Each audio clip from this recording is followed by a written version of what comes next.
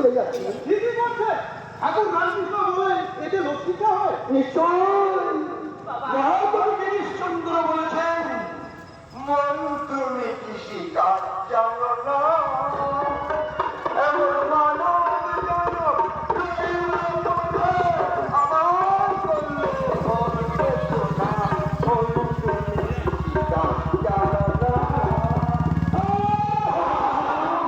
জয় গুরু, জয় গুরু। সে তো ঠিকই। ঠিকই যদি তাহলে বলো তো বাবাজি, তুমি তোমার জীবন আবাদ করে কি ফসল ফলাচ্ছ? কথাটা তো ঠিক বুঝতে পারলাম না। মহাপুরুষ বর্তর জ্ঞানের বাণী শুনে শুনে তুমি যে একবার আখের হারিয়ে ফেলছো। তার মানে আমি নতুন ভাবে কি করে বোঝাতে পারছি না বাবাজি। আমি এখন জীবন যৌবন বড় ক্ষণস্থায়ী। জয় গুরু।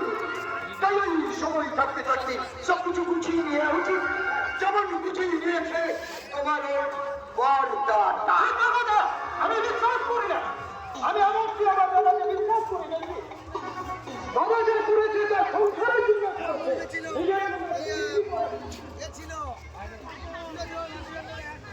দিনদার রক্তে আখের হারিয়ে ফেলছো।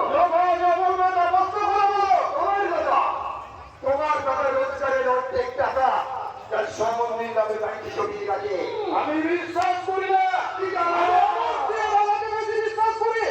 আপনি হয়তো জানেন না, দাদা না খেয়ে আমাদের খেয়েছে, দাদা না করে আমাদের করিয়েছে, এখনো আমাদের মাথা ধরবে, দাদার মাথা ঠিক করে না। আর আমার সেই দাদা তার নিজের সম্বন্ধীর নামে টাকা জমাচ্ছে। এই কথা আমি কিছুতেই বিশ্বাস করি না। বিশ্বাসযোগ্যতার প্রমাণ যদি আমি দিতে পারি বাবাজি। কি প্রমাণ দেবে? বাবার সমেত চৌধুরাই বেড়ার।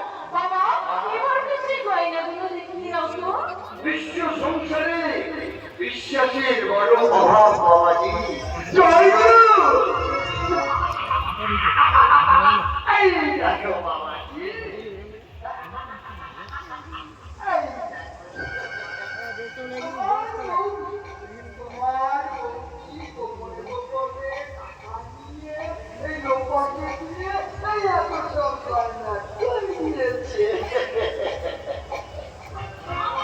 আমার দিদি বারবার বলে দিয়েছে,